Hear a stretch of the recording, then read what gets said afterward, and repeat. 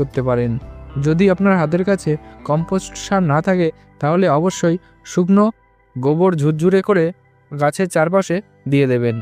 জৈব সার যতটা সম্ভব আপনার গাছের গোড়ায় দেওয়ার চেষ্টা করবেন।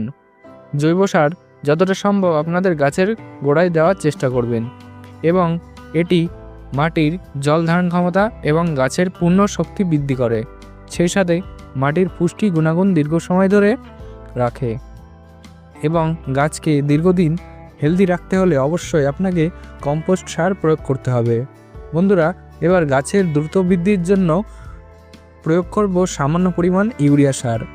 একটি গাছের জন্য আপনাকে 20 থেকে 25 গ্রাম পরিমাণ ইউরিয়া সার প্রয়োগ করবেন।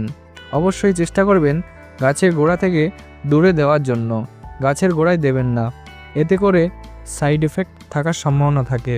ইউরিয়া সার দেওয়ার ক্ষেত্রে একটি বিষয় খেয়াল রাখবেন, যদি আপনার